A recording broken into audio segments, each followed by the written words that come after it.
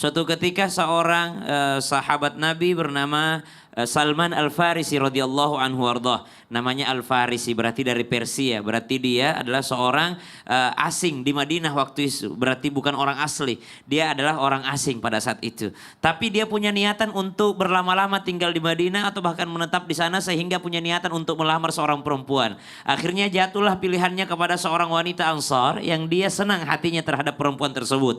Maka karena dia orang asing, dia panggil sahabatnya untuk nemenin dia datang melamar. Nama sahabatnya adalah Abu Darda radhiyallahu anhu warda. Maka berangkatlah Salman Al-Farisi bersama dengan Abu Darda untuk melamar seorang wanita. Setibanya di rumah orang tua wanita ini, maka Salman Al-Farisi menyampaikan maksudnya diwakili oleh Abu Darda. Wahai orang tua wanita, sahabat saya Salman Al-Farisi hendak menikahi putri Anda. Bagaimana tanggapan Anda? Apakah Anda akan menerima lamarannya teman saya Salman ini? Maka sang ayah ini mengatakan, tunggu sebentar, hak ini saya akan tanyakan kepada putri saya. Masuk kepada putrinya, lalu putrinya menjawab kepada ayahnya pun membawakan jawaban kepada Salman Al-Farisi, lalu Salman Al-Farisi diberikan jawaban oleh ayahnya perempuan dengan mengatakan, perempuan tadi anak saya mau dinikahi tapi bukan oleh Salman tapi olehmu wahai Abu Darda. Subhanallah. Maka apa yang terjadi pada saat itu juga Salman Al-Farisi mengizinkan Abu Darda untuk menikahi perempuan ini. Mundur teratur dia, sahabatnya yang dia izinkan menikahi perempuan pujaan hatinya dengan modal dari Salman Al-Farisi radhiyallahu anhu. Lihat bagaimana akhlaknya sahabat Nabi, senang melihat orang senang, ya, dia bahagia melihat sahabatnya bahagia karena subhanallah kalau memang syaratnya tidak masuk akal maka mundur teratur. Kalau syaratnya masih masuk akal seperti apa? Syaratnya engkau harus bangun sholat tahajud 40 malam berturut-turut. Maka ayo sebagai gentleman, lagi pula bangun sholat tahajud itu adalah kebaikan yang luar biasa. Syaratnya engkau harus puasa sunnah dulu selama 40 hari misalnya. Engkau puasa sunnah dulu Senin Kemis selama setahun baru saya terima lamaranmu. Maka syaratnya ini adalah syarat yang membawa kita kepada kebaikan. Ayo gentleman, laksanakan, jangan mundur. Tapi kalau syaratnya mungkin sesuatu yang di luar batas kemampuan kita, maka kita tahu diri sebagai laki-laki. Gentleman bukan hanya harus maju terus, tapi gentleman itu kadangkala harus menahan langkah kakinya. Kita lanjutkan setelah ini.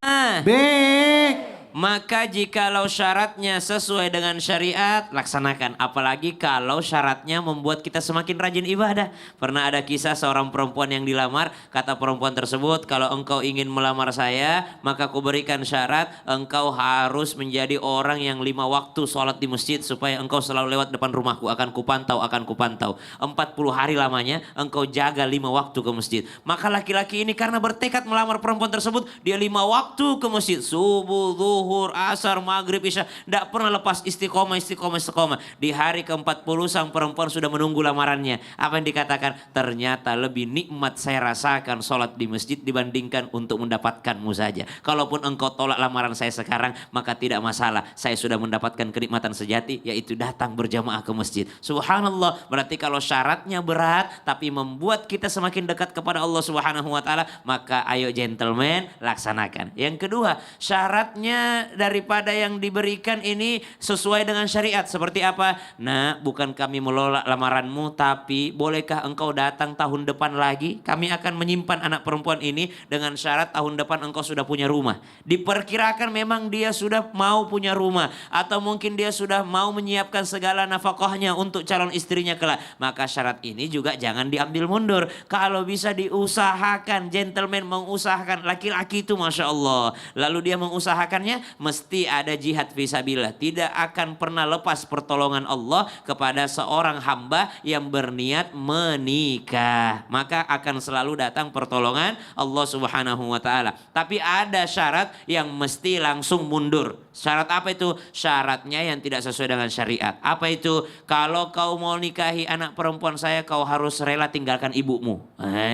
Kamu kalau nikahi saya nanti, kalau selesai menikah, jangan pernah lagi berhubungan dengan saudaramu. Subhanallah, ini memutus silaturahim. Berarti tidak sesuai dengan syariat. Maka syarat-syarat yang seperti ini nggak perlu mikir panjang lagi. Silahkan mundur karena bertentangan dengan hukum Allah Subhanahu wa Ta'ala. Pokoknya kalau sudah menikah nanti nggak nggak usah kamu terlalu agamis deh. Kalau habis nikah nanti nggak usah terlalu dekat dengan majelis ilmu deh. Kalau habis nikah nanti nggak usah terlalu ngurusin ibumu deh. Nggak usah sering-sering pulang kampung selalu ini. Oh subhanallah, ini bertentangan dengan syariat. Maka bukan hanya rela mundur, tapi memang wajib mundur karena bertentangan dengan hukumnya Allah Subhanahu wa Insya taala. Allah.